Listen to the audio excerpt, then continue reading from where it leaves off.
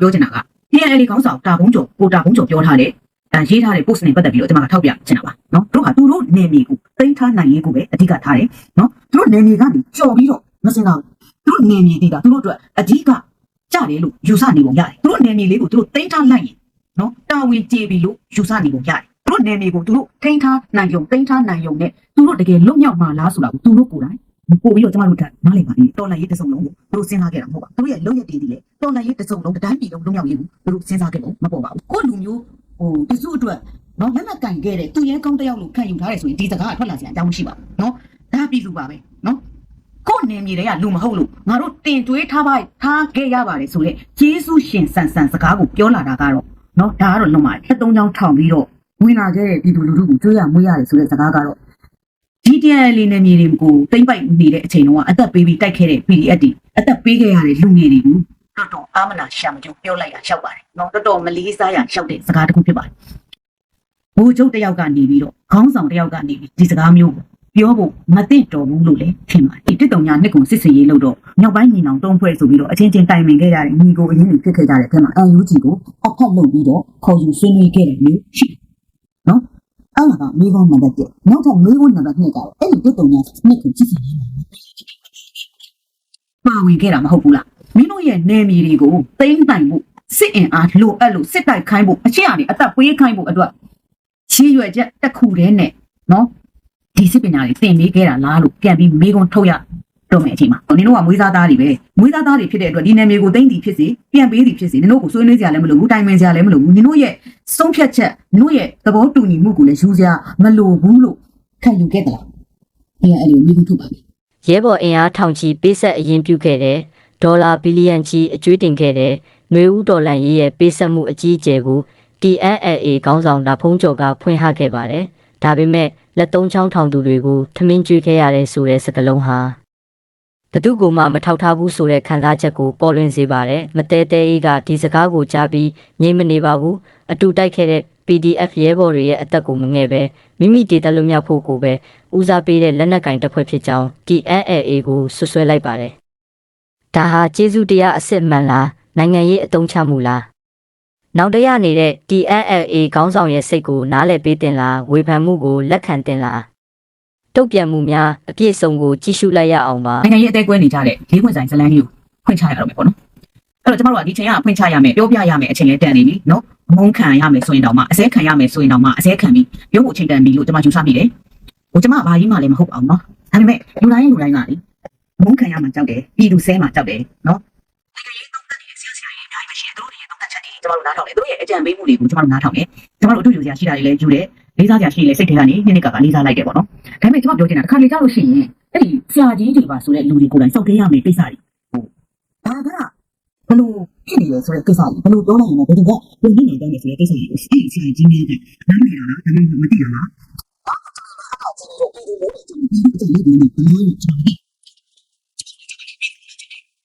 းတော်လည်းမှာဟာနိုင်ငံရေးသုံးသက်ကြတဲ့လူတွေကိုကြည့်လိုက်လို့ရှိရင်တော်တော်များများကအယူကြီးကိုပဲဖိနေပြီးတော့ပြောနေကြတာမြင်ရတယ်နော်အဲ့ဒီအပေါ်မှာမှအောက်ကပြည်သူလူထုကလိုက်တာအဲ့ထဲမှာဘောမတွေလည်းပါတယ်ဥပမာချင်းကျမတစ်ခုပြောမယ်ပေါ့ကျမတို့လူတစုစကားဝိုင်းမှာထိုင်ပြောနေတဲ့စကားဝိုင်းတစ်ခုလေးကိုအပြင်ကအမျိုးသမီးတယောက်ရောက်လာမယ်ဆိုလို့ရှိရင်ကျမအနေနဲ့အဲ့ဒီအမျိုးသမီးကိုမြင်လိုက်တဲ့အမြင်ဟာဒီအမျိုးသမီးလေးကလှပါတယ်ဆိုပြီးတော့ကျမရဲ့လူတွေမှာထိုင်စကားပြောနေနေမှာအရင်ဆုံးချင်းမလိုက်မယ်ဆိုလို့ရှိရင်ကျမရဲ့ကလုကလူတွေကလေသူတို့ကိုသူ့ရဲ့လှတဲ့အရာလေးတွေချင်းမိုးစရာအရာလေးတွေကိုရွေးပြီးမြင်တတ်လာတယ်ကောင်းတဲ့ဘက်လေးကိုစောင်းသွားတယ်နော်အဲ့လိုမှမဟုတ်ဘဲနဲ့ကျမကဝင်လာတဲ့အမျိုးသမီးကိုကြည့်ပြီးတော့မှဟာဒီအမျိုးသမီးကတော့ဘယ်နေရာမှာတော့ဘယ်လိုကြည့်မကောင်းတာနော်သူ့ရဲ့ခန္ဓာကိုယ်ကတော့ဘယ်လိုဝနေတာဘယ်လိုပိတ်နေတာဘယ်လိုမင်းနေတာဆိုတာကိုစပြီးတော့ပြောလိုက်မယ်ဆိုလို့ရှိရင်ကျမရဲ့ဒီလိုရှိနေတဲ့လူတွေကဒီစိတ်ဓာတ်ကိုကြည့်ပြီးတော့ဘာကြည့်အဲ့တော့တတ်နေတဲ့သူတွေပါဆိုတဲ့လူတွေရဲ့နောက်ဒီကျမတို့တော်လန်ရေးအရာရောနိုင်ငံရေးအရာရောဘာမှမသိနားမလည်တဲ့လူတွေသိတဲ့နားလည်တဲ့လူတွေရောလိလာနေတဲ့လူတွေရောသိယုံနေတဲ့လူတွေရောဒီပေါ်မှာလိုက်ကြတဲ့အခါကျတော့သူတို့ဘက်ကနေပြောလိုက်တဲ့စကားတွေကနော်စောင်းသွားပြီဆိုလို့ရှိရင်အဆောင်ရင်တိုင်းထပ်ဆောင်ကြအများကြီးထပ်ဆောင်ကြတာပေါ့နော်အဲ့တော့ NUG မကောင်းဘူးဆိုတဲ့လေသံတွေကြားထဲမှာ NUG ကနော်အတန်ကြောက်ဖားတယ်လို့ပို့ပြီးတော့ဖြစ်နေအဲ့တော့ကျွန်တော်ကမိကုန်းတစ်ခုထုတ်ချင်တယ်အဲ့ဒီလိုမျိုး NUG မကောင်းကြောင်းပဲစောင်းပေးပြီးပြောနေတာတော်လန်ရေးကိုဘယ်လောက်အထောက်အကူဖြစ်လဲလို့မေးချင်ပါတယ်နော် NUG ကိုစောင်းပေးပြီးတော့ NUG ရဲ့မှားခွက်တွေ NUG ရဲ့အားနည်းချက်တွေကိုထုတ်ပေါ်ပြီးတော့တမင်တကာအပြစ်ပြောနေတာတွေဒီ NUG နဲ့ PDF ကိုဝေးခွဲနေခြင်းတာဖြစ်ပါတယ်နော် NUG ကိုအယိုသေးတန်လာမှာဖြစ်ပါတယ် PDF တွေအဲ့တော့ NUG ဒီ PDF တွေကိုဘယ်လိုစီးရုံးလဲဟုတ် နိုင်ငံရေးဆရာကြီးတို့များများကတပ်ပေါင်းစုဖွဲ့ဖို့အယူကြီးလက်အောက်ထဲမှာတက်တွေဒီတရင်တက်ခွဲတွေကိုစုစုစီစီအယူကြီးကစီးလုံးနိုင်ဖို့တိုက်တွန်းနှိုးဆော်နေကြတာတွေလည်းရှိပါတယ်တစ်ဖက်မှာလည်းအယူကြီးကိုစောင်းပေးပြီးတော့မှမကောင်းတဲ့အပုတ်ချနေတဲ့ပေါင်းထုနေတဲ့ကိစ္စတွေကပုံများနေတာဖြစ်တဲ့အတွက်ထောက်ပြဝေဖန်တာထက်နော်မကောင်းတဲ့ဘက်ကိုစောင်းပြီးတော့အပြစ်ပြောတာတွေကပုံများနေတယ်ဆိုလို့ရှိရင်အယူကြီးလက်အောက်ကရှိနေတဲ့ PDF တွေရောlocal PDF တွေအယူကြီးကိုဘယ်လိုယုံကြည်ပြီးဘယ်လိုအယူတည်တတ်တော့မှာလဲအဲ့ဒီလိုဖြစ်လာပြီဆိုလို့ရှိရင်အယူကြီးကတော့ဒီတရင်တက်ခွဲတွေကိုဘယ်လိုအမိတ်အာဏာစီစဉ်မှုမျိုးနဲ့ထိန်းချောင်းမှာလဲ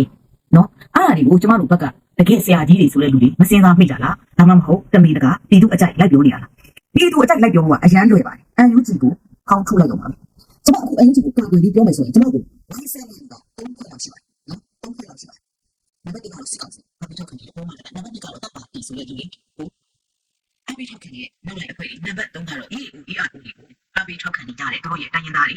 ကျမကဝေဆဲမဲ့လူကအဲ့လို3ဖွဲ့လောက်ရှိပါတယ်နော်အဲ့တော့အယူကြီးကိုထောက်ခံလို့ရှိရင်အယူကြီးကိုထောက်ခံကာကွယ်ရမလားဆိုပြီးတော့ဝင်ဆဲနေတဲ့ကျမတို့ရဲ့အချင်းချင်းမသိနားမလည်တဲ့လူတွေလည်းရှိပါတယ်နော်ဒါပေမဲ့ကျမကတော့ပြောရမယ်ပြောဖို့အချိန်တန်နေပြီဖြစ်ပါတယ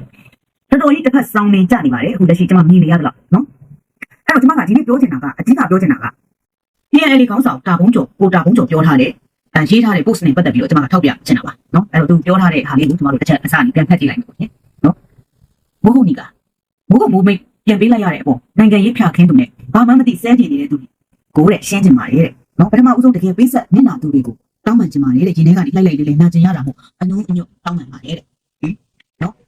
အဲ့တော့ကျမတို့ကအနုအညွတ်တောင်းပန်ရုံနဲ့ပြီးသွားတဲ့ကိစ္စလားနော်တအောင်းနိုင်ငံရေးရဲ့ပန်းတိုင်တစ်ခုဟာမိုးကုတ်မြို့ကိုတအောင်းပြည်နယ်ထဲပြန်ပါအောင်ကြိုးပမ်းရေးဖြစ်တယ်ရှေးရခင်နှစ်ပေါင်းထောင်ချီတွေကတအောင်းလူမျိုးလို့တည်လာတဲ့မိုးကုတ်ဟာတဲ့တအောင်းလူမျိုးလက်ထဲပြန်ရောက်ရမယ်လို့ရှင်းမှန်းထားပါတယ်တဲ့ကျွန်တော်တို့ကတော်လန်ရေးမှာဟာလာကျွန်တော်တို့တွေ့ခဲ့ရတဲ့ EAO ERO တွေရဲ့ပါဇက်ကနေထွက်လာတဲ့စကားတွေသူတို့ရဲ့ရည်ရွယ်ချက်တွေလုပ်ပုံကိုင်ပုံတွေတစ်ချိန်လုံးကြည့်ခဲ့ရတာစောင့်ကြည့်ခဲ့ရတာဖြစ်တဲ့အတွက်သူတို့ကသူတို့နေမြေကိုသိမ်းထားနိုင်ရေးကိုပဲအဓိကထားတယ်နော်သူတို့နေမြေကနေကြော်ပြီးတော့မစင်တော့သူတို့နေမြေတည်တာသူတို့အတွက်အဓိကကြတယ်လို့ယူဆနေပုံရတယ်သူတို့နေမြေလေးကိုသူတို့သိမ်းထားနိုင်ရင်နော်တာဝန်ကျေပြီးလို့ယူဆနေပုံရတယ်ဒီတိုင်းပြည်ထဲမှာဒီအာဏာရှင်တွေလုပ်ခဲ့တဲ့လုပ်ရက်ကိုအများဆုံးခံခဲ့ရတဲ့လူတွေကိုပြပါဆိုရင်အဲ့ဒီတိုင်းရင်းသားတွေပဲဖြစ်ပါတယ်သူတို့ပုံနာလေပါတယ်သူတို့နေမြေကိုသူတို့ထိန်းထားနိုင်ုံသိမ်းထားနိုင်ုံနဲ့သူတို့တကယ်လွတ်မြောက်မှာလားဆိုတာကိုသူတို့ကိုယ်တိုင်ပို့ပြီးတော့ကျမတို့နားလည်ပါသေးတယ်နော်အဲ့တော့ခုနကသူရေးထားတဲ့တောင်းနေပြီသူတို့လက်ထဲပြန်ရမှုအရေးဆိုတဲ့ဟာကတကယ်တမ်းကျရင်တော်လှန်ရေးတစ်စုံလုံးကိုသူတို့စဉ်းစားခဲ့တာမဟုတ်ပါဘူးသူတို့ရဲ့လုပ်ရက်တွေဒီလေတော်လှန်ရေးတစ်စုံလုံးတိုင်းပြည်လုံးလွတ်မြောက်ရေးကိုသူတို့စဉ်းစားခဲ့ဖို့မပေါ်ပါဘူးအခုတော့လက်ချေရောက်လာတဲ့ကိတ်မုတ်ကိုမစားရပဲပုတ်ချခံလိုက်ရတယ်လို့မျိုးအသေးကွဲရပါတယ်တဲ့ကံကုံသေးရင်တော့စ조사သူအတွက်ရလက်ရှိစမြဲလို့ယုံကြည်ပါတယ်တဲ့နော်နောက်တစ်ခုကတစ္ဆာဖောက်လို့ပတ်ဆက်ပြောသူတွေကိုတော်လှန်ရေးနှလုံးတေချာပြန်သုံးသပ်ပြီးအရှိတရားတွေကိုလက်ကင်ထားစေချင်ပါတယ်တဲ့မြို့တော်လှန်ရေးမှာ10နှစ်ကျော်တည်ဆောက်ထားတဲ့အရင်းမြစ်တွေနဲ့အကောင်းဆုံးပံ့ပိုးခဲ့တယ်တဲ့နော်လက်သုံးချောင်းထောင်သူတွေကိုလစဉ်စံအိတ်ထောင်ကြီးပိုင်းကျွေးမွေမြင့်တင်လေ့ကျင့်ထားတယ်တဲ့3-4နှစ်ကာလအတွင်းရဲဘော်အင်အားထောင်ချီပေးဆက်အရင်ပြုခဲ့တဲ့လက်နက်အကျွေးတွေဒေါ်လာဘီလီယံချီအကျွေးတင်ခဲ့တယ်တဲ့အာနာရှင်ကိုခေါင်းနဲ့အတင်းဝင်တိုက်လို့ခေါင်းကသွေးချင်းနေရဲလို့သိမလောက်ပါပဲတဲ့နော်အဲ့တော့ကျမတို့ကလက်သုံးချောင်းထောင်ပြီးစံအိတ်ထောင်ကြီးပိုင်းတွေကျွေးပြီးမြင့်တင်လေ့ကျင့်ရေးတွေမြင့်တင်ပေးခဲ့ရတယ်ဒီတော်လှန်ရေးကာလမှာဘန်နာ EAO တွေအနေနဲ့ PDF တွေကူညီပေးခဲ့တာမှန်ပါတယ်စောက်ရှောက်ပေးခဲ့တာမှန်တယ်စစ်ပညာတွေသင်ကြားပေးခဲ့တာလည်းမှန်ပါတယ်ဒါပေမဲ့ဒီလူတွေကိုဟုတ်လားကျွေးမွေးစောက်ရှောက်ခဲ့ရတယ်ဆိုတဲ့စကားကတော့အပြည့်အဝမမှန်ပါဘူးနော်ဘာလို့လဲဆိုတော့ PDF တွေအနောက်ကိုပြည်သူကလိုက်ပါတယ်လက်နက်ကင်နဲ့ဟာလားအခုမှလက်နက်ကင်လာတဲ့ PDF တွေခက်ခဲဖြစ်နေတယ်ဆိုတာကိုပြည်သူကကောင်းကောင်းသိတယ်အဲ့အတွက် TNLA နေမြေတွေကိုရောက်နေတယ်လို့နော်အေးနေမြေတွေကိုရောက်နေတယ်လို့ကချင်တွေကိုရောက်နေတယ်လို့ဒီလိုမျိုးနဲ့မြင်တာမဟုတ်ပါ PDF တွေဘယ်နေရာပဲရောက်နေအဲ့ဒီမှာစုဖွဲ့ထားတဲ့အစုဖွဲ့တွေနဲ့ပတ်သက်ပြီးတော့ဒီစားနိုင်ကိခါအကူအညီပြည်သူကအများကြီးပေးခဲ့ပါတို့ဘက်ကမညာပဲပြောလာပြီနော်ကျမတို့ကငကိုတွေကဒီတိုင်းရင်းသားတွေအားလုံးပါလာဖို့အတွက်ကိုကျမတို့ကဆွတ်တောင်းခဲ့တယ်ကျမတို့ကဒီတိုင်းသားတွေနဲ့တစည်းစလုံးနဲ့ကျမတို့တွားကျင်ခဲ့လုံးလို့ခေါ်ခဲ့တာလေဟုတ်လားအဲ့တော့ပြည်တွင်းထဲကနေထွက်လာတဲ့ PDF တွေအများကြီးထွက်ပေါ်လာတဲ့ပုံမှာကျမတို့ပြည်သူလူထုကအများကြီးထောက်ပံ့ပေးခဲ့တဲ့ပုံမှာ PDF ရဲ့လို့တတိတန်ထောက်ပံ့ခဲ့တာမဟုတ်မင်းတို့ပဲတက်ရင်လဲမေးပြီးတော့တက်ရင်မှာဟာလားမင်းတို့ကချင်နေပါလားဟာလားတအောင်းနေပါလား TNLA ကလူတွေပါလားအဲ့ဒီလူတွေအတွက်တော့မပေးပါနဲ့ဆိုပြီးတော့တွားခဲ့ကြတာမဟုတ်ဘူးဘယ်နေမြေကိုရောက်နေလဲဆိုတာလည်းမေးခဲ့ကြတာမဟုတ်ဘူးနော်သူဟာနဲ့သူပံ့ပိုးပေးခဲ့ကြပါတယ်နောက်တစ်ခုကစစ်ပညာသင်ကြားပေးတယ်ဆိုတာဒီအချိန်ဒီခါမျိုးမှာတိုင်းပြည်လုံးလွတ်မြောက်ဖို့လုပ်တယ်ဒီလူငယ်တွေဘာမှမသိနားမလည်တဲ့လူငယ်တွေဒီတိုင်းသွားတိုင်သိသွားမှာပေါ့နော်စစ်ပညာကတော့ပေးရမှာပဲကိုခေါင်းဆောင်တယောက်လို့ခံယူထားတယ်ဆိုရင်ဒီနိုင်ငံမှာကိုလူမျိုးတစုအတွက်နော်လက်နက်ကင်ခဲ့တယ်သူရဲကောင်းတယောက်လို့ခံယူထားတယ်ဆိုရင်ဒီစကားကထွက်လာစရာအကြောင်းမရှိပါဘူးနော်ဒါပြည်သူပါပဲနော် ကိုယ်နေမြေတွေကလူမဟုတ်လို့ငါတို့တင်တွေးထားခဲ့ရပါတယ်ဆိုလေဂျေစုရှင်ဆန်စကားကိုပြောလာတာကတော့နော်ဒါကတော့လုံးပါတယ်တော်လန်ရေးကာလရောက်လာမှပြည်သူလူထုကတခဲတနက်အားပေးလာတာဖြစ်ပါတယ်ယုံကြည်စိတ်ချပြီးတော့မှငါတို့တိုင်းရင်းသားတွေဆိုတဲ့စိတ်မျိုးနဲ့နော်တခဲတနက်အားပေးကြတာဖြစ်ပါတယ် KNL မလို့ KIA မလို့ခွဲခြားပြီးပြည်သူကမမြင်ခဲ့ပါဘူးဒါပြည်တွင်းထဲမှာပြည်မထဲမှာရှိနေတယ်ကျမတို့ပြည်သူလူထုရဲ့အမြင်ကိုကျမပြောပြတာပါနော်အဲ့ဒါကတော့နော်ဒီလက်သုံးချောင်းထောင်ပြီးတော့ဝင်လာခဲ့တဲ့ပြည်သူလူထုကိုကြွေးရမွေးရတယ်ဆိုတဲ့စကားကတော့ဒီတရားလေးနဲ့နေတွေကိုတိမ့်ပိုက်နေတဲ့အချိန်တုန်းကအသက်ပေးပြီးတိုက်ခဲ့တဲ့ PDF တွေအသက်ပေးခဲ့ရတဲ့လူငယ်တွေကိုတော်တော်အာမနာရှာမကျိုးပြောလိုက်ရရောက်ပါတယ်နော်တော်တော်မလေးစားရရောက်တဲ့စကားတစ်ခုဖြစ်ပါတယ်ဘိုးချုပ်တယောက်ကနေပြီးတော့ခေါင်းဆောင်တယောက်ကနေပြီးဒီစကားမျိုးပြောဖို့မသိတော်ဘူးလို့လည်းထင်ပါတယ်နော်အဲ့တော့ဗမာတွေဒီဒေးခေါ်လို့လိုက်မပါနိုင်ပေမဲ့တဲ့မိဟာအချိန်နဲ့ဟို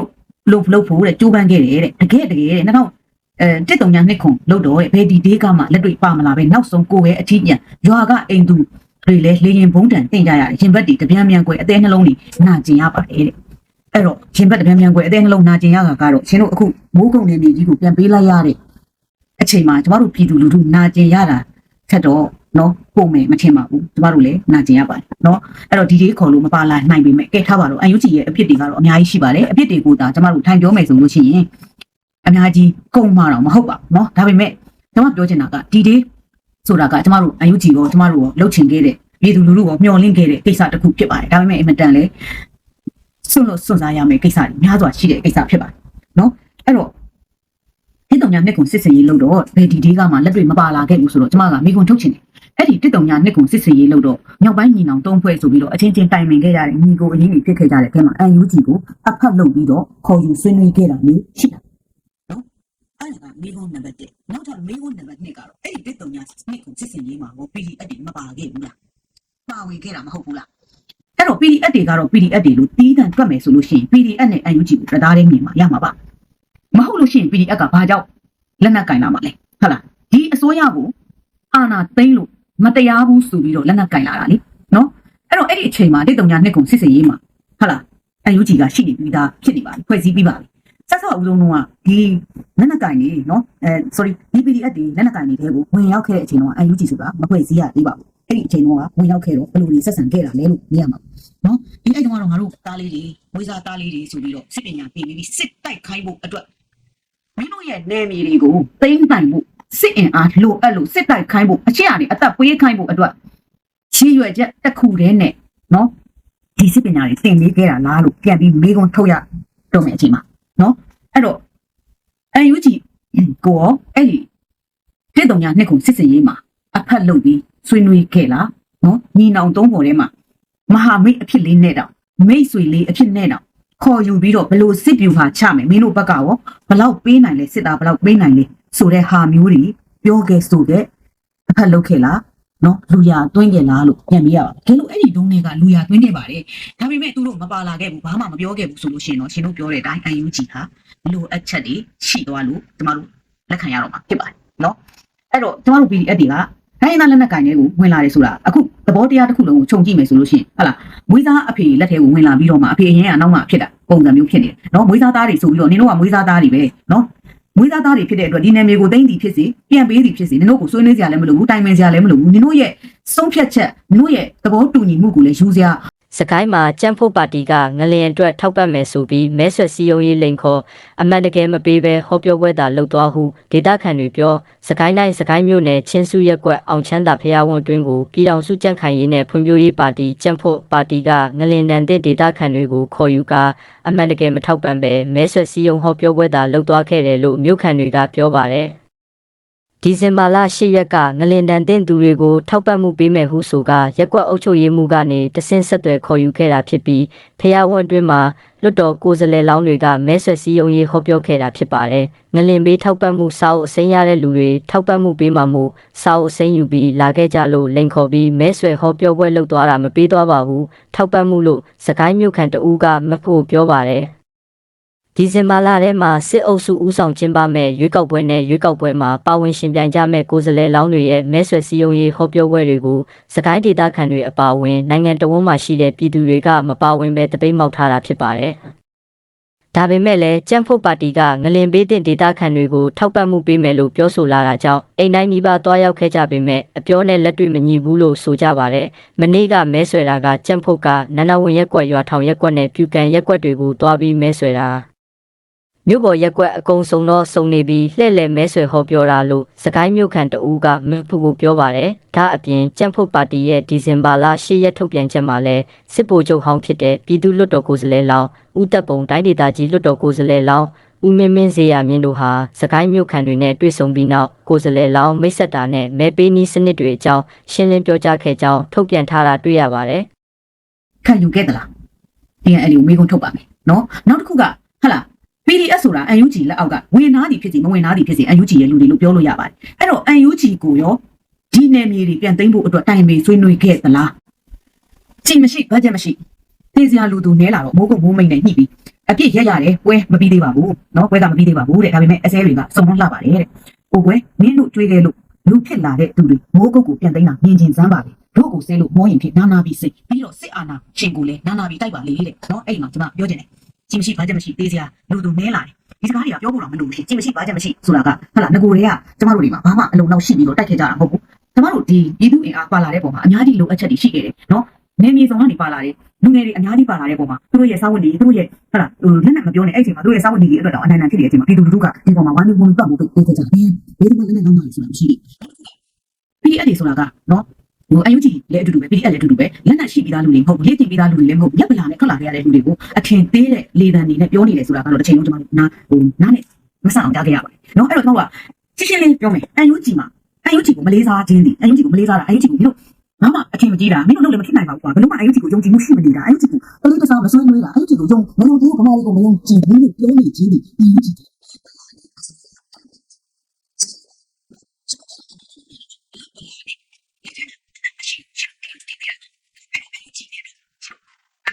ထွက်ခဲ့ပါတယ်ဗမာတွေကိုမယုံကြည်ရတာနဲ့တိတိကျကျဆွေးနွေးတိုင်ပင်မှုလေလုပ်တယ်လို့တခါမှမကြားဘူးပါနော်ဒီအပြုသဘောဆောင်တဲ့ဆွေးနွေးမှုတွေတော့ရှိမှာပေါ့ရှင်ဒါပေမဲ့ဒါဒီကအပြုသဘောဆောင်နေမရဘူးလေကျမတို့ကတော်လန်ရေးစီးရေးကိုစီးရေးတိုင်းကြွားရမယ်ဟုတ်လားပြက်သားစရာရှိရင်ပြက်သားရမယ်ဆုံးဖြတ်ချက်ချစရာရှိရင်ဆုံးဖြတ်ချက်ချမယ်ငါမင်းတိုက်မှာလားအိမ်တိုက်မှာဆိုလာမင်းကလည်းအတူတိုက်မှာလို့တိုက်မှာခွဲတိုက်မှာနော်အိမ်မတိုက်ဘူးဆိုလို့ရှိရင်လည်းမင်းတို့လည်းမင်းတို့သွားတိုက်ငါတို့လည်းသွားတိုက်အချိန်တိုင်းတော့ငါတို့လည်းညီကူနေပဲဆိုတာမျိုးဖြစ်ရမယ်ဟုတ်ဘူးလားဟုတ်တယ်နော်အဲ့တော့အဲ့ဒီလိုမျိုးတိုင်ပင်ဆွေးနွေးမှုမျိုးရှိခဲ့တာ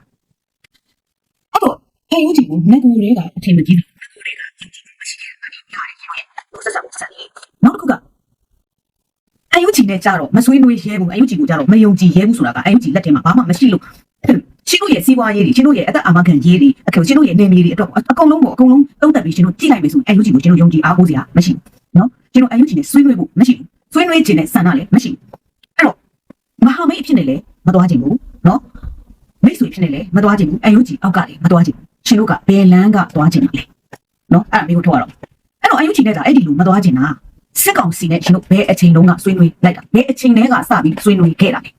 ကျွန်တော်တို့မြင်ရတယ်အဲ့တော့ရှင်တို့ဆွေးနွေးလို့ဆွေးနွေးမှန်းတော့ကျွန်တော်တို့ပြည်သူလူထုမသိလိုက်ရအောင်ကျွန်တော်ကအရင်ဆုံးကြီးအတန်ထုတ်လိုက်တယ်ဟုတ်လားမိုးကုတ်မိုးမိတ်ကိုကြာလို့ကြာရှည်ရှည်မှာတောက်ခံနိုင်ပါမလားဆိုတဲ့အတန်ထုတ်တယ်အဲ့မှတော့ရှင်တို့အဲ့ဒီအချိန်လုံးနဲ့စစ်ကောင်စီနဲ့ဆွေးနွေးဖို့ရှင်တို့ကနေစပြီးတော့စိတ်ဝင်စားနေပြီဆိုတော့ခံမှန်းမိတယ်ဘာလို့လဲဆိုရင်ဇော်မင်းထွန်းပြောတဲ့စကားဇော်မဲလုံးပြောတဲ့စကားကိုကျွန်တော်တို့ပြည်သူလူထုတွေတိတိကျကျစဉ်းစားဖို့လိုတယ်အဲဒီ TNL နယ်မြေထဲမှာဖြစ်နေတဲ့ကိစ္စ TNL တောင်းယူပါ TNL ကိုနော်ဇော်မင်းထွန်းပြောရတဲ့သဘောကဘယ်သဘောကိုတက်ရောက်တယ်လဲဆိုတော့ TNL ကိုသူတို့ကထောက်ဖက်မလုပ်ဘူးတဲ့ခေါင်းထဲမှာစင်းရင်းထဲမှာမရှိဆွေးနွေးမှုလည်းမရှိပါဘူးဒါပေမဲ့ TNL ကလာပြီးဆွေးနွေးဖို့ခေါ်တဲ့သဘောမျိုးနော်စကားတွေကတော့တစ်သက်တည်းကြာချင်မှကြာမယ်ဒါပေမဲ့ဇော်မင်းထွန်းပြောသွားတဲ့စကားအဲ့သဘောတက်ရောက်တယ်အဲ့တော့ကျမတို့ကအဲ့ဒီစကားကိုဇော်မင်းထွန်းစကားကိုဇော်မင်းလုံးရဲ့စကားကိုကျွန်တော်သိချင်တာပြန်ပြီးတော့စဉ်းစားကြည့်မယ်ဆိုလို့ရှိရင် TNL ကဘယ်အချိန်လုံးနဲ့ကစစ်ကောင်စီကိုလမ်းကြောင်းတူဖွင့်ပေးခဲ့တယ်လေစစ်ကောင်စီနဲ့ဆွေးနွေးဖို့ဆိုတာကနော်တရုတ်ရဲ့ဂျားဝင်မှုဆိုတာတဲ့ TNL ကိုနိုင်ကခေါ်ယူပြီးဆွေးနွေးသလားလို့တောင်းတန်တရားဝင်စီတဲ့စကားတွေဖြစ်ပါတယ်ဇော်မဲလုံးနဲ့စကားတွေဇော်မဲလုံးကစောက်ရုံမဟုတ်ပါဘူးနော်ဇော်မဲလုံးတို့ဒီလိုမျိုးထွက်ရဲလာတယ်ဆိုတာဟာပေါ်ပေါ်တင်တင်ပြောင်းကြီးမပြောတာတခုပဲရှိပါတယ် TNL ကိုငါ TNL လောက်တော့ခေါင်းထဲမှာထည့်တယ်ငါတို့ဆွေးနွေးနေတာလည်းမဟုတ်သူတို့ကခေါ်လို့တာငါတို့ကဆွေးနွေးမှာပြီးလို့ရှိရင်ဒီကောင်တွေကငါတို့လည်းမဆွေးနွေးလည်းဒီကောင်တွေအပြက်ရှင်းမှာဆိုတဲ့လေတံမျိုးဖတ်တာဖြစ်တာအဲ့တော့UNG ကိုဒါမယုံကြည်တာUNG နဲ့ဒါမိတ်ဖက်လုပ်လို့မရတာစစ်ကောင်စီကိုတော့ယုံကြည်အဲ့တော့စစ်ကောင်စီကိုကြိုက်လို့ဆိုတော့အဲ့ဒီအာဏာရှင်တွေကိုမကြိုက်ဘူးသူတို့လည်းမကြိုက်ဘူးကျမတို့သိတယ်ထောက်လက်ခံတယ်ဒါပေမဲ့စစ်ကောင်စီကိုUNG တဲ့သူတို့ယုံကြည်တယ်နော်စစ်ကောင်စီကိုUNGတဲ့သူတို့ပို့ပြီးတော့မှအားကိုးတယ် စစ်ကောင်စီကို NUG ထက်လဲပို့ပြီးတော့မှယူရှာမုံတီဆက်ဆုပ်တယ်ဒါပေမဲ့ NUG ကသူတို့ရဲ့စီးပွားရေးတွေအကျိုးစီးပွားတွေဘာတစ်ခုကိုမှအကာအကွယ်မပေးနိုင်ဘူးအာမခံမပေးနိုင်ဘူးလို့သူတို့တရားရဂိုင်းတော့ယုံကြည်တယ်စစ်ကောင်စီကိုတော့သူတို့ရဲ့အကျိုးစီးပွားတွေကိုသူတို့ရဲ့နယ်မြေတွေအတွက်ကိုအာမခံပေးနိုင်မယ်လို့သူတို့အပြည့်အဝယုံကြည်တယ်အဲ့တော့စစ်ကောင်စီကိုသူတို့ဆက်ဆံတာကယွန်ကြောက်ကြီးအနေနဲ့ဆက်ဆံတာဖြစ်ပါတယ်နော်ယွန်ကြောက်ကြီးအနေနဲ့ဆက်ဆံတာဖြစ်ပါတယ်အဲ့တော့ပြည်သူလူထုကပေးထားရတဲ့အသက်တွေအတွက်နှမျောတတတာဖြစ်ပြီးတကယ်အသေးကွဲတာကပြည်သူလူထုပါနော်တကယ်အသေးကွဲတာကပြည်သူလူထုပါကျမတို့ကမားနေတဲ့လူကိုမားနေတဲ့လုပ်ရက်ကိုမားနေတဲ့အတိုင်းမမြင်ဘဲနဲ့ဒီလူတွေကိုကျမတို့ကဘယ်အချိန်ထိနားလည်ပေးမှလဲကျွန်တော်ပေးဖို့ထုတ်ချင်တယ်စစ်ကောင်စီနဲ့လည်းဆွေးနွေးပြီးသွားပြီစစ်ကောင်စီနဲ့လည်းသဘောတူညီမှုငင်းကြရေးလက်မှတ်တွေပါထိုးပေးပြီးတော့မှနော် PDF တွေကိုလည်းစစ်ကောင်စီကိုမနှောက်ယှက်အောင်တားဆီးပေးထားပြီးတော့ ARL ကဥဆောင်ပြီးတော့စစ်ကောင်စီကိုနေရာချပေးနေပြီတိုင်ပြီးဆွေးနွေးဥမှာတော်တော်လေးသူတို့ပနာတိတ်နေပြီအစင်ပြေးနေပြီအဲ့ဒီလုံရက်တီတာတက်တယ်ပဲနော်အဲ့ဒီလုံရက်တီတာတက်တယ်ပဲအဲ့တော့အသေးကွဲတာကတော့ကျမတို့လည်းကွဲလို့ရတယ်ပါဇက်ကနေထိုင်អော်နေလို့ရတယ်တကယ်တမ်းတာဝန်ရှိတာကသေသွားတဲ့လူတွေအတွက်အသက်ပေးလိုက်ရတဲ့လူတွေအတွက်ရှင်းလို့မှာတာဝန်အပြည့်အဝရှိရှင်းလို့တာဝန်ကျွန်တော်ကျွန်တော်ကိစ္စအဲ့ဒါအဲ့တော့ကျမတို့ကအခုချိန်မှာကျမက emotion ပြီးနေတယ်ဒီ emotion ပြီး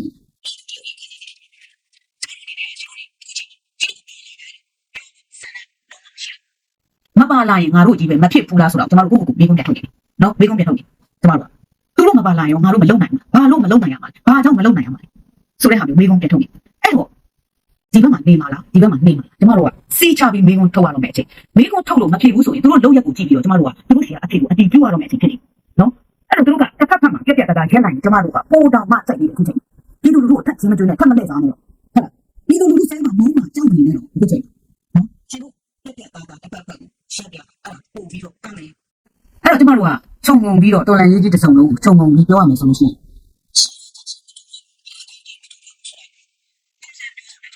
်ပြခဲ့ပြီးသွားပြီဒီထက်ဘာမှထပ်ပြီးမမျောလင်းတော့ဒီမမျောလင်းနေတော့ဒီလောက်ကကုန်ပြီအချိန်ပေးတဲ့အချိန်ကုန်သွားပြီနော်အဲ့အတွက်ကျမတို့ကဗန်းပြစုဆောင်ရေးတွေပေးမလုပ်နဲ့တော့နော်သူတို့အထဲမှာရှိနေတဲ့ PDF တွေကိုလန်းကိုဖောက်ပြီးတော့နော် NUG လက်အောက်မှာဘယ်လိုစုဖွဲ့ပြီးသွားမယ်ဆိုတာကိုစဉ်းစားသိနေပြီကျမတို့က NUG ပြိုကွဲရေးကိုသွားမယ်ဆိုလို့ရှိရင် PDF ပြိုကွဲရေးကိုသွားနေရတယ်အတူတူပဲ NUG နဲ့ PDF ကြားမှာကွဲအောင်ပြောနေခြင်းဒီတော်လန်ရေးကိုကြရှုံးအောင်ဝိုင်းပြီးထိုးချပေးနေခြင်းတာဖြစ်တယ်နော်NUG ကိုအပြစ်ပြောနေခြင်းဒီထောက်ဖို့တွေရောပြည်သူလူထုကိုယုံကြည်ရမယ်ဘယ်လိုရှိလဲနံပါတ်1ကျမမေးခွန်းတစ်ထုပ် NUG အသုံးမကျဘူးအပြစ်ရှိတယ် NUG မကောင်းဘူး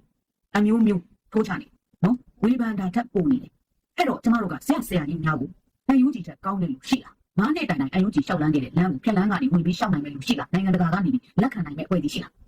းရှိရင်ထုတ်ပြလိုက်ကျမတို့အဲ့ဒီလူတွေကိုမဲပေးမယ်နော်အဲ့ဒီလူတွေကိုအပြည့်အဝစပို့ပေးမယ် NUG ထက်ကောင်းတာကိုကျမတို့ကရှင်တို့ထက်ပို့လို့ခြင်းတယ်ကျမတို့ကပို့ပြီးစိတ်ဓာတ်ကပြင်းထန်တာဘာတစ်ခုမှမစားထားဘူးတိုင်းနေတာဟာဘယ်နေရာမှမယူထားဘူးပြည်သူလူထုထဲကပြည်သူတယောက်ဖြစ်တဲ့အတွက်ကျမတို့ကပို့လို့ခြင်းတယ် NUG ထက်တော်တယ်လို့ဆွဲထုတ်ပြလိုက်ကျမတို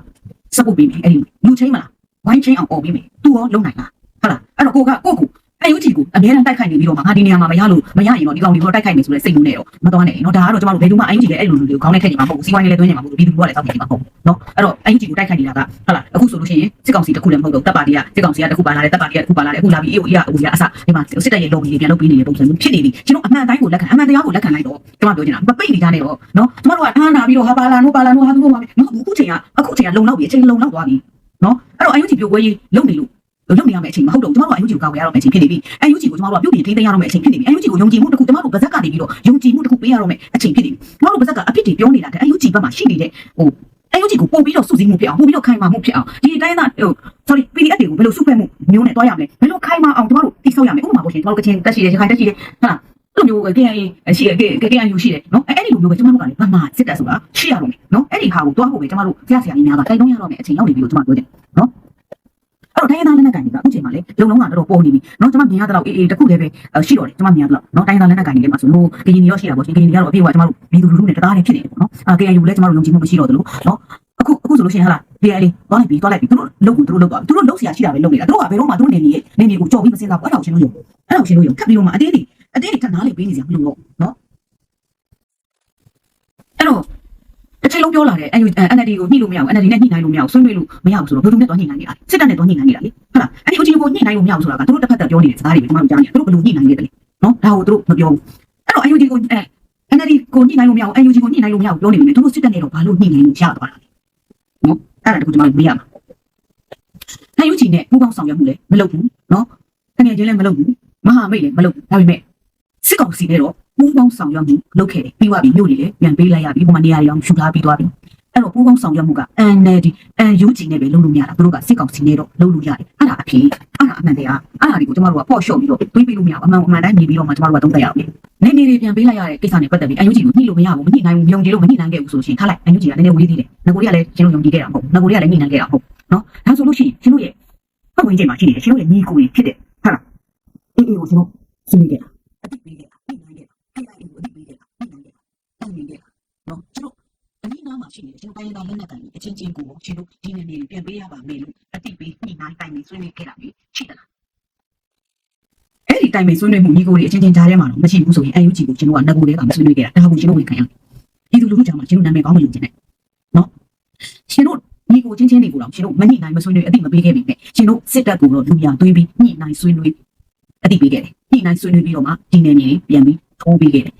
အဲ့ဒီအရာကိုကျွန်တော်ဝန်ခံရမယ်အဲ့ဒါကျွန်တော်အမှားပဲနော်ဒါကြီးကမှဟာ UG မှားတယ်ကျွန်တော်တွေက UG နဲ့ပြည်သူကိုလည်းလှည့်ပြီးတော့တိုက်နေတာဟုတ်လားဟိုကျွန်တော်တိုက်တာကပို့ဆိုးတယ်သိလားကျွန်တော်တိုက်တာကအဲ့ဒီကိုအေးအောင်တွေက UG ကို UG နာမည်ကိုဖျက်အောင်ဝါဒမိုင်းဖြန့်တာကပို့ပြီးတော့ဆိုးသေးတယ်နော်ဒါကြောင့်မို့လို့ကျွန်တော်ကပြည်သူလူထုတွေကိုနားလေစေချင်ကျွန်မပြောတဲ့အထက်မှာအခုကျွန်မပြောသွားတဲ့အထက်မှာကျွန်မကခေါင်းဆောင်ကိုတည့်ပြီးပြောတာကျွန်မအဲ့ဒီလက်အောက်မှာရှိနေတဲ့အောက်လက်ငယ်သားစစ်သားတွေမပါဘူးနော်နောက်ပြီးတော့ကျွန်တော်တို့ပြည်သူလူထုအဲ့ဒီတိုင်းသားဒီနယ်မြေတွေမှာရှိနေတဲ့ပြည်သူလူထုမပါဘူးနော်ကျွန်တော်တို့ကတကယ်ကိုမှလက်တွေ့ကြကြစဉ်းစားတတ်ဖို့လိုတယ်ဆိုတဲ့အကြောင်းကိုကျွန်မပြောတာနော်အဲ့တော့ကျွန်တော်ပြောတဲ့ဟာလက်တုံးချောင်းထောင်တဲ့လူတွေကိုကျွေးခဲ့မွေးခဲ့ရပါတယ်ဆိုတာကလေနော်ကျွန်တော်တို့ဒီစံအိတ်တွေကမှ UG ကနေပြီးတော့လေပေးခဲ့တာထောင်ကျော်တွေပေးခဲ့တာနော်ငွေတွေဆိုလဲအလူငွေတွေဆိုလဲပေးခဲ့တာအဲ့ဒါကြတော့ရှင်တို့လုံးဝအတန်မထွက်ခဲ့အခုလိုချိန်ကြမှာရှင်တို့ကရှင်တို့ဒါပေးလိုက်တာရှင်တို့ပေးချင်လို့ကိုရှင်တို့ပေးလိုက်တာပေးချင်လို့ကိုရှင်တို့အဲ့ဒီစစ်ကောင်စီကိုခက်ခါရရခေါ်ပြီးတော့ရှင်တို့ပေးလိုက်တာလေအဲ့ဒါကမှ UG ကိုအပုတ်ချနေတာကတော့ဘာမှမစီမဆိုင်ဘာမှကိုမဆိုင်ဘူးအဲ့ဒါကိုမသိပဲနဲ့ကိုယ့်ဘက်ကလူတွေကပါလိုက်ပြီးတော့ဘာလဲရှင်တို့ကကိုယ့်ဘက်ကလူတွေလည်းကျွန်မပြောချင်တယ်တော်လိုင်းသမားတွေရှင်တို့ကပြောတယ်ဗမာစုပွဲမှုလုပ်ပါရှင်တို့ပြောစုစည်းမှုလုပ်ပါပြီးအဲ့ဒီဟုတ်လားတို့မှတိုင်းသားတွေမှာသူ့အစုဖွဲ့နဲ့သူရှိနေပြီးသားဖြစ်နေပြီကျွန်တော်တို့ကစုဖွဲ့မယ်ဆိုလို့ရှိရင်ဘယ်သူကြီးကလာစုဖွဲ့မှာလဲဗကြားမင်းကလာစုဖွဲ့ပြီးမှလားဖိုင်ကလာစင်းပြီးစုဖွဲ့ပြီးမှလားUG ကပဲဒီဟာမျိုးကိုလုပ်လို့ရမယ်နော်အဲ့ဒီမြေပြင်မှာလက်နက်ကန်ပြီးနာမည်ကြီးနေပါတယ်ဆိုတော့အဖွဲ့တွေကရောခေါင်းဆောင်လုပ်ပြီးထွက်ပြီးတော့ဒီအကုန်လုံးတိုင်းပြည်လုံးမှာရှိနေတဲ့ပြည်တွင်းလက်ကနေထွက်လာတဲ့ပြည်မတွေကထွက်လာတဲ့ PDF တွေကိုစုဖွဲ့နိုင်ရင် UG ကိုဘေးထားပြီးတော့ရှင်တို့စုဖွဲ့လိုက်ရင်ဟုတ်ဒီလိုမှမဟုတ်ဘဲနဲ့ UG အလက်ကြီး UG ပဲတစ်ချိန်လုံးကိုကိုပြန်နေနေတဲ့ဟာကြီးကတော့ဘာမှမဟုတ်ဘူးကိုဘက်ကနေရတာကိုလေအဲ့ဒါရှင်တို့ကပို့ပြီးတော့ဖိနေပေးနေတာဒါအမှန်တရားမဟုတ်ဘူးနော် ຫນွေဦးတော်လန်ရေးမှာပူးပေါင်းပါဝင်မှုတွေဟာအနစ်နာခံမှုအပေါ်တိဆောက်ခဲ့တာလားယဒီမှန်းချက်ချင်းတူညီမှုအပေါ်တိဆောက်ခဲ့တာလားမတဲတဲ့အေးရဲ့ဝေဖန်မှုကတော့ TNLA ရဲ့လုပ်ရက်ဟာအတူပေးဆက်ခဲ့သူတွေကိုလေးစားမှုမရှိဘူးလို့ထောက်ပြခဲ့ပါတယ်။အပြည့်ရယုံနဲ့အမှန်တကယ်လွတ်မြောက်သွားပြီလားဆိုတဲ့မေးခွန်းကဒေတာအလိုက်တော်လန်ရေးလမ်းကြောင်းခွဲထွက်မှုရဲ့အကျိုးဆက်ကိုဖော်ပြနေပါတယ်။ပေးဆက်မှုနဲ့ကိုကျိုးစီးပွားကြကဒီတိုက်ပွဲမှာဘသူဘက်ကရက်တီမလဲဒီလိုစကားတွေဟာတော်လန်ရေးရဲ့စိတ်ဓာတ်ကိုထိခိုက်စေသလားပြည်သက်ရဲ့ဆုံးဖြတ်ချက်ကိုမှတ်ချက်ပေးခဲ့ဖို့မမေ့ပါနဲ့။